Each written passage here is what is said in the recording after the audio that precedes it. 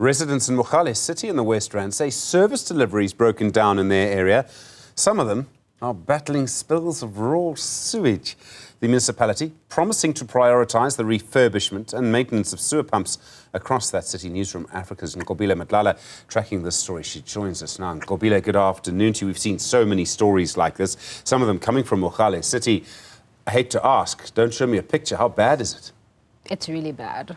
To be quite honest, just imagine waking up in the morning and you're getting ready for school with your kids and you're having breakfast and you have to close the windows and the doors.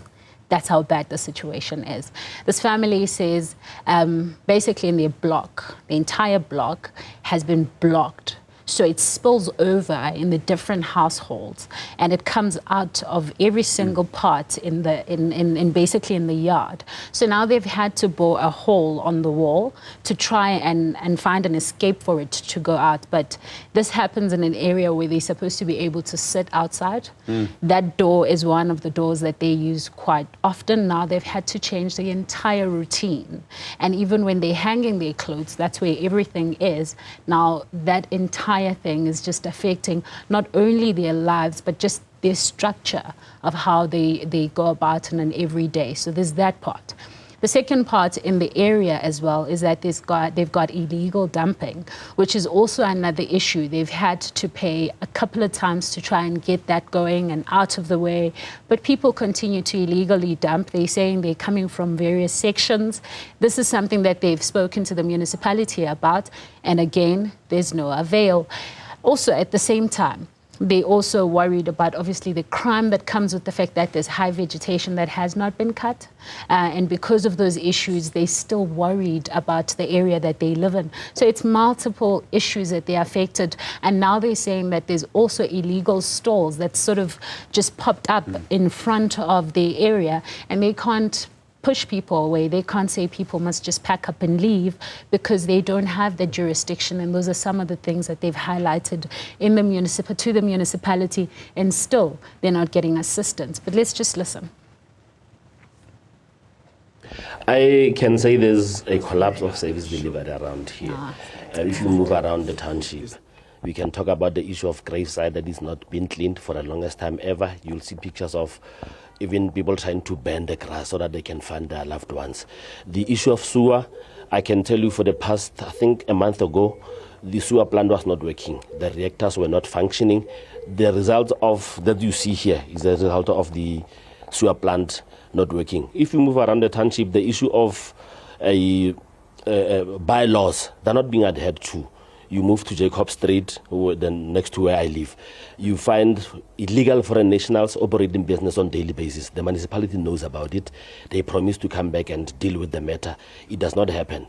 On a daily basis, they erect shacks in front of our houses. They sell, they slaughter chickens, they bring carcass of animals, and they leave those carcass there. We have to deal with the smell on a daily basis.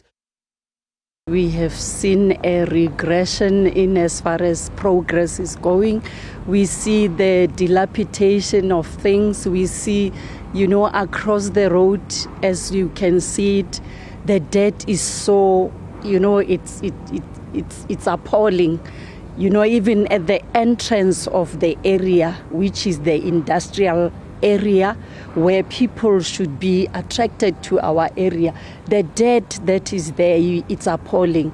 So we have spoken in several times for them to attend to these things, because right now we shouldn't even be staying in a place like this. Nqobile, you have people who've been living in an area, part of a community, growing a community. Everyone's children know each other, their parents. And then suddenly all of this happens, and suddenly around you, and I don't know how they feel, but there's almost nothing they can do. At this point, they feel powerless. I mean, the lady that just spoke right now, she's been in the area for over 30 years. She basically has had her children grow in the area, and she can't do anything. People just erect these illegal stalls in front of her house, and she can't do anything. She's saying that when they try to reach out to the municipality, they almost feel like they have been fighting them. There's no sense of understanding how this affects them as residents, but the municipality is sort of rejecting them. But you know, we did reach out to the municipality. At this point, they're saying because there's so many issues that we have highlighted, they would require to then go to each department and get a response. But they did highlight that they are on top of that stalls issue, which they're saying that has been worked on for some time. They'll give us a plan what it is. I mean, the community says it's been there for quite a long time, so they'd like for it to disappear. They've said that the issue of sewer as well is one that they are looking quite closely on. They're saying that there's an issue with regards to the actual pipes, so they think that it requires a lot more work on the actual pipes, and it's not necessarily linked to their water treatment plant. But in itself, even that water treatment plant, if you come close to it, you can see there's something wrong. I mean, we got there and already you could see there were securities with guns this big. I mean, in that case, what are you... So people need, like, machine guns to protect a sewage plant? Exactly. So what is going on there? So in itself, even that treatment plant kind of needs a bit of, you know, help there. But so people are saying, they're adamant that the issue comes from there, but the municipality is saying the issue is with the pipes. So they are working on that. They also highlighted that they have had now some cleaning campaigns, which they are now coming in with the mining companies as well as various companies that are coming in to assist them. So they have people that are walking around picking updates. But what is really saddening is that some of these families that have lived in their houses for 30 years have lost people who are now been buried in the grave sites, and the grave sites in itself is also another issue. So some of these people even feel like the people that have passed away are not taken care of because the grave site in itself has not been taken care of. But the municipality is still working on that reply.